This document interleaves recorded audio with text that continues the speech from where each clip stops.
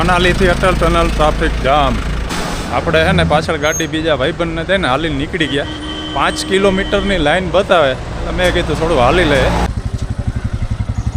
सिर्फ 2-2.5 किलोमीटर ही है. 2-2.5 किलोमीटर नहीं जा रहा हूँ, ये पास કોઈ વાત નહીં.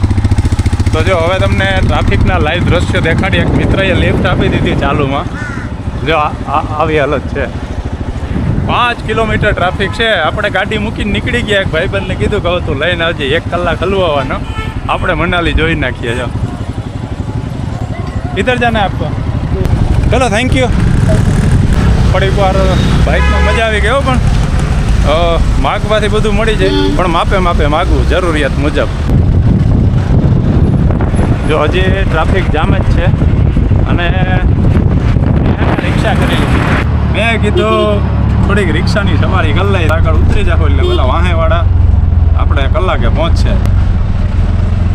ફરી પાછા નીચે ઉતરી ગયા. મને એમ કે હવે ખાલી આગળ જાઉં હું. મેં કીધું 1-1 કિલોમીટર ઉતાર દેજે. તો ચાલો હું પૂછું તો કે 200 રૂપિયા. મેં કીધું આઈને ઊભી રહે, 50 રૂપિયા દઈને પછી ઉતરી ગયા. એટલે ખરેખર આમ સામે ઉતારવાને 200 કીધા. બોલો, મેં કીધું ભાઈ આપણો નહીં મેળાવે, તું જવા દે. વળી આપણે ટ્રાફિકની મજા લેતા લેતા આગળ વધ્યા. સર આગે આગે 1 કિલોમીટર રોડ પે. ચલો સરજી. ફરી પાછા એક સરજીએ લિફ્ટ આપી અને 2 કિલોમીટર પછી ટ્રાફિક પૂરો થાય એટલે આપણે ફરી પાછા ગાડીમાં બેસી ગયા. ખરેખર આ જે ફરવાની મજા આવે છે અદ્ભુત છે. ગમે એમાં ચડી જવાનો જાય. ટ્રાફિક હજી એવી જ છે. તો ભાઈ લાઈફમાં કોઇન્સિડન્સ કેવું થાય એનો તમને દાખલો આપું. હું 4 વર્ષ પહેલાં મનાલી આવ્યો હતો અને બુલેટ ભાડે લીધું હતું. એ મિત્ર ઠાકુર કરીને એનો વિડીયો પણ હું નાખીશ બુલેટ ભાડા માટે. એને મળવા જતો હતો ચાલીને.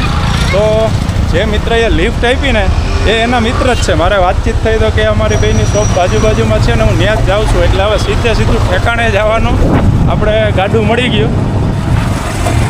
બાકી ટ્રાફિક હજી છે ને પૂરી થતી નથી. 5 કિલોમીટરનો ટ્રાફિક જામ.